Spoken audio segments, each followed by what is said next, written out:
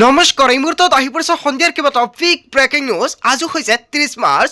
ৰাজ্যৰ মুখ্যমন্ত্ৰী ডক্টৰ হিমন্ত বিশ্ব শৰ্মাই কৰিছে বৃহৎ ঘোষণা। আমি যে দিব পাৰোঁ কংগ্ৰেছে সেয়া দিব নোৱাৰে। পাঁচটাকৈ ডাঙৰ ঘোষণা কৰিছে অসমৰ মুখ্যমন্ত্ৰী ডক্টৰ হিমন্ত বিশ্ব শৰ্মাই। অৰুণোদয়ৰ প্ৰতিজন হিতাধিকাৰীৰ বাবে অত্যন্ত ভাল খবৰ দিছে। অৰুণোদয়ৰ প্ৰতিজন হিতাধিকাৰী বেংক একাউণ্টত 10,250 টকাকৈ প্ৰদান কৰিব। যদি আপুনি 9,000 টকা পোৱা নাই, আত্মগোটৰ প্ৰতিজন মহিলা বেংক একাউণ্টত 25,000 টকা প্ৰদান কৰিব। অসমৰ মুখ্যমন্ত্ৰী ডক্টৰ হিমন্ত বিশ্ব শৰ্মাৰ স্পেশাল গ্ৰান্টে লগতে লাখ লাখ দুখীয়াই লাভ কৰিব চৰকাৰী কৰ। আপুনি চৰকাৰী কৰৰ পৰা বঞ্চিত হৈছে নেকি? তেন্তে আপোনাৰ বাবে ভাল খবৰ আহি পৰিছে। যদি আপোনাৰ ৰেচন কাৰ্ড আছে, 1 এপ্ৰিলৰ পৰা নতুন নিয়মেৰে সংগ্ৰহ কৰক ৰেচন কাৰ্ড থাকিলে লাভ কৰিব কেইবাটাও নতুন সামগ্ৰী। 1 এপ্ৰিলৰ পৰা অসমৰ লগতে ভাৰতত সলনি হ'ব কেইবাটাও নতুন নিয়ম। নাজানিলে আপুনি পৰিব ভয়ংকৰ বিপদত। আজিৰ আমাৰ প্ৰথম খুবেই গুৰুত্বপূৰ্ণ খবৰ হৈছে অসমবাসীৰ বাবে এটা ডাঙৰ খবৰ। হাতৰ চিহ্ন হয় কংগ্ৰেছৰ নিজৰ প্ৰতীক চিন লক লুঙি। এনেকুৱাকৈ বৃহৎ মন্তব্য কৰিছে অসমৰ মুখ্যমন্ত্ৰী ডক্টৰ হিমন্ত বিশ্ব শৰ্মাই। লগতে কংগ্ৰেছক কৰিছে তুলাধনা।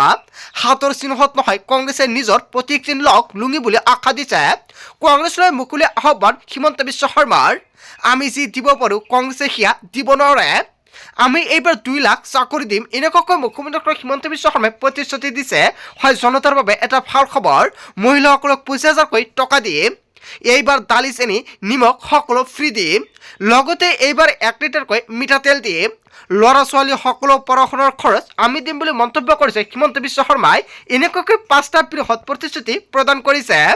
এইবাৰ 10 লাখ নিবনুৱা যুৱক যুৱতীক 2 লাখকৈ টকা দিয়া হ'ব। অসমৰ মুখ্যমন্ত্ৰী ডক্টৰ হিমন্ত বিশ্ব শৰ্মাই দিছে ভাল খবৰ। জনতাক প্ৰতিশ্ৰুতি দি এনেকুৱাকৈ হিমন্ত বিশ্ব শৰ্মাই কৰিছে বৃহৎ ঘোষণা। হাতৰ চিহ্ন হয় কংগ্ৰেছে নিজৰ প্ৰতীক চিহ্ন লওক বুলি লুঙি বুলি মন্তব্য কৰিছে। হয় অসমৰ মুখ্যমন্ত্ৰী ডক্টৰ হিমন্ত বিশ্ব শৰ্মাই কংগ্ৰেছক তেনেকুৱাকৈ তুলনা কৰিছে। লগতে যে 5টা প্ৰতিশ্ৰুতি প্ৰদান কৰিছে ইয়াৰ বিষয়ত জনতাই কি ক'ব? যদি জনতাৰ কিবা মন্তব্য কৰিব লগা থাকে আপোনালোকৰ মন্তব্যটো নিশ্চয় কমেণ্ট কৰি জনাই দিব। লগতে আজিৰ ভিডিঅ'ত যিমান পাৰে সকলোৱে বেছি বেছিকৈ শ্বেয়াৰ কৰিব।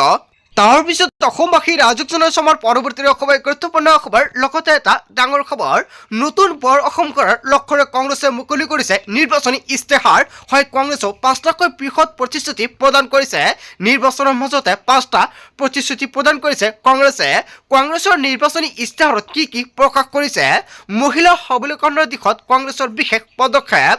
মহিলাক ব্যৱহাৰৰ বাবে দিয়া হ'ব 50,000 টকাৰ এককালীন সাহায্য। প্ৰতিটো পৰিয়ালক স্বাস্থ্যৰ বাবে 25 লাখকৈ টকাৰ দিয়াৰ ঘোষণা কৰিছে। জুবেন গাৰ্গক 100 দিনৰ ভিতৰত ন্যায় দিয়াৰ কথা উল্লেখ কৰিছে। জ্যেষ্ঠ নাগৰিকক পেঞ্চন হিচাপে দিব মাহেকত 1,250 টকাকৈ।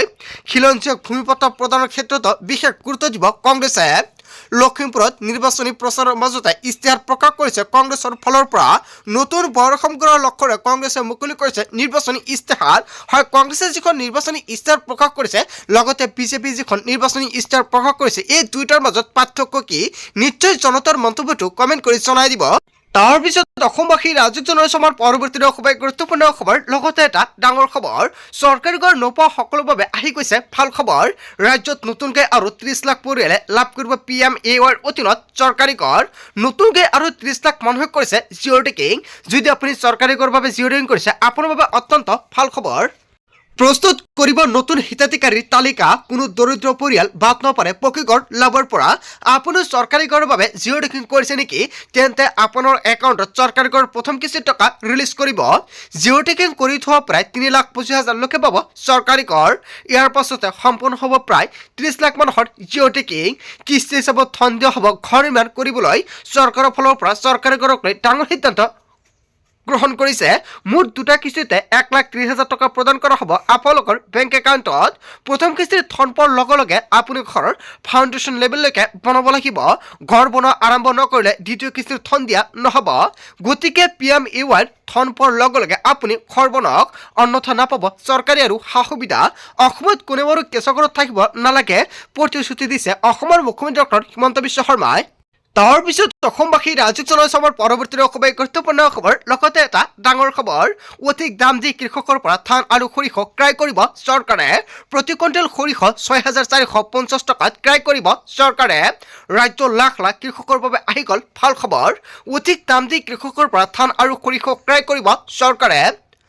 2550 টকাকৈ প্ৰতি কুইণ্টেল ধান ক্ৰয় কৰিব চৰকাৰে কৃষকসকলক সকাহ দিয়াৰ বাবে চৰকাৰে ডাঙৰ পদক্ষেপ গ্ৰহণ কৰিছে কৃষকক ভাল খবৰ দিয়ে এই বৰ্ধিত মূল্যৰ কথা ঘোষণা কৰিছে মন্ত্ৰী ৰঞ্জিত কুমাৰ দাসে হয় আপুনি এজন কৃষক নেকি তেনে ক্ষেত্ৰত আপোনাৰ বাবে অত্যন্ত ভাল খবৰ দিছে বিজেপি চৰকাৰে তাৰ পিছত অসমবাসী ৰাজক জনসমাৰ পৰৱৰ্তী খুবেই গুৰুত্বপূৰ্ণ খবৰ লগতে এটা ডাঙৰ খবৰ ৰাজ্যৰ লাখ লাখ লোকৰ বাবে আটাইতকৈ ডাঙৰ খবৰ আহি পৰিছে অসমত নতুনকৈ 5ৰ পৰা 4,000 লোকে পাব ৰেচন কাৰ্ড বাদ পৰি থকা হিতাধিকাৰীৰ তালিকা প্ৰস্তুত প্ৰতিটো সমষ্টিতে নতুনকৈ 4,000 হিতাধিকাৰী অন্তৰ্ভুক্ত হ'ব ৰেচন কাৰ্ডত বহু পৰিয়ালত 2ৰ পৰা 3জন সদস্যৰ নাম বাদ পৰি আছে ৰেচন কাৰ্ডৰ পৰা পৰিয়ালৰ প্ৰতিগৰাকী সদস্যৰ নাম অন্তৰ্ভুক্ত প্ৰক্ৰিয়া আৰম্ভ কৰিছে চৰকাৰে 126টা সমষ্টিতে নতুনকৈ 4,000 হিতাধিকাৰী পাব ৰেচন কাৰ্ড ইয়াৰ পাছতে বাদ পৰি থকা লোকৰ নাম অন্তৰ্ভুক্তৰ চিন্তা চৰ্চা কৰিছে ৰাজ্য চৰকাৰে কেন্দ্ৰ চৰকাৰৰ পৰা এই ক্ষেত্ৰত বিচৰা হৈছে অনুমতি যোৱা বছৰত নতুনকৈ 40 লাখ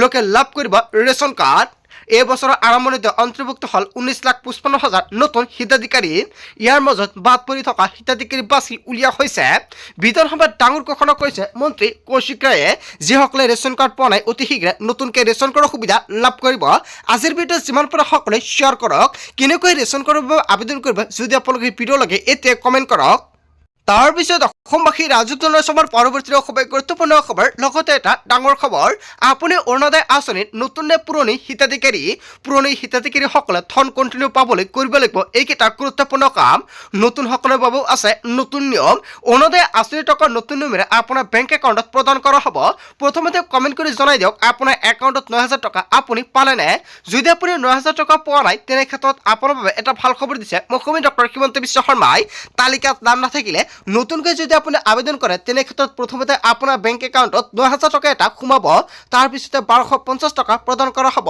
মুঠ 10,250 টকা লাভ কৰিব যদি আপুনি অৰুণোদয় আঁচনিৰ টকা পোৱা নাই বা অৰুণোদয়ৰ তালিকাত আপোনাৰ নাম নাই যেতিয়া আপুনি নতুনকৈ আবেদন কৰিব তালিকাত নাম থকাৰ লগে লগে যেতিয়া চৰকাৰে অৰুণোদয় আঁচনিৰ টকা ৰিলিজ কৰিব মুঠ আপুনি 10,250 টকা লাভ কৰিব যিসকলে অৰুণোদয় আঁচনিৰ অধীনত 9,000 টকা পাইছে সেইসকলৰ একাউণ্টত 1,250 টকা লাভ কৰিব ৰাজ্যৰ মুখ্যমন্ত্ৰী ডক্টৰ হিমন্ত বিশ্ব শৰ্মাই কৰিছে বৃহৎ ঘোষণা কিন্তু অৰুণোদয় আঁচনিৰ লাখ লাখ হিতাধিকাৰী শীঘ্ৰে KYC আপডেট কৰিব লাগিব বহুতে KYC আপডেট নকৰাৰ বাবে একাউণ্টত 9,000 টকা পোৱা নাই KYC আপডেট নাথাকিলে আপোনাৰ একাউণ্টত নোসোমাই ধনৰাশি অৰুণোদয় আঁচনিৰ ধন নিয়মীয়াকৈ পাবলৈ বেংক একাউণ্টত ঠিক হৈ থাকিব লাগিব অৰুণোদয়ৰ বাবে যিটো মোবাইল নম্বৰ দিছে সেই মোবাইল নম্বৰটো এক্টিভ কৰি ৰাখক কিবা কাৰণত যদি মোবাইলটো পৰিৱৰ্তন হয় চৰকাৰক জনাব লাগিব এতিয়াৰ পৰা প্ৰত্যেক ব্লকত এজন অৰুণোদয়ৰ সহায়ক থাকিব যদি মাহৰ টকা জমা নহয় ব্লক অফিচত গৈ আপোনালোকে অভিযোগ দিব পাৰিব তৃতীয়তে অৰুণোদয়ৰ ধন নাপালে অভিযোগ দিবৰ বাবে চৰকাৰে মুকলি কৰিছে ফোন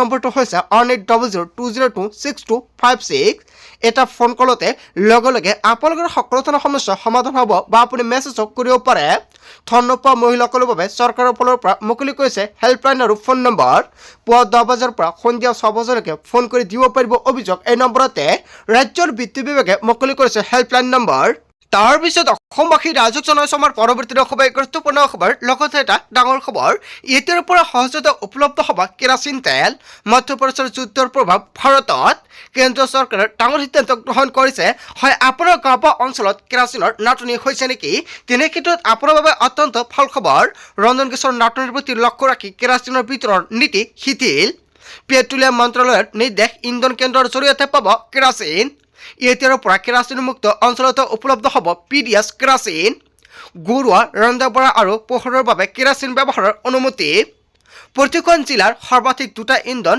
কেন্দ্ৰত উপলব্ধ হ'ব এই সুবিধা প্ৰতিটো নিৰ্দিষ্ট আউটলেটে 5,000 লিটাৰ পৰ্যাপ্ত কেৰাচিন জমা ৰাখিব পাৰিব দ্ৰুত বিতৰণৰ বাবে ডিলাৰ আৰু পৰিবহণকাৰীক বিশেষ অনুজ্ঞাপত্ৰৰ পৰা ৰেহাই যদি আপোনাৰ ৰেচন কাৰ্ড আছে তেনে ক্ষেত্ৰত আপোনাৰ বাবে অত্যন্ত ভাল খবৰ ৰেচন কাৰ্ডৰ অধীনত আপুনি লাভ কৰিব কেৰাচিন নিয়ম শিথিল হ'লেও বহাল থাকিব সুৰক্ষা আৰু নিৰীক্ষণৰ চৰ্তসমূহ চৰকাৰৰ এই বিশেষ অনুমতি অহা 60 দিনৰ বাবে কাৰ্যকৰী হ'ব সামুদ্ৰিক পথৰ অনিশ্চয়তাৰ বাবে LPGৰ ওপৰৰ পৰা চাপ কমোৱাৰ লক্ষ্য হয় এনেকুৱাকৈ ডাঙৰ সিদ্ধান্ত গ্ৰহণ কৰিছে যাতে LPGৰ কিছুমান চাপ কমে তাৰ বাবে এটা ডাঙৰ সিদ্ধান্ত গ্ৰহণ কৰিছে আপোনাৰ ঘৰত LPG গেছ আছে নেকি যদি এতিয়া আপুনি LPG গেছ বুকিঙত কিবা ধৰণৰ অসুবিধাৰ সন্মুখীন হৈছে নিশ্চয় আপুনি কমেণ্ট কৰি জনাই দিব তাৰ পিছত অসমবাসী ৰাজক জনাইছে আমাৰ পৰৱৰ্তী খুবেই গুৰুত্বপূৰ্ণ খবৰ লগতে এটা ডাঙৰ খবৰ গৌৰৱ গগৈ ক্লিন চিট দিলে পাকিস্তান মিডিয়াই গৌৰৱ গগৈ পাকিস্তানী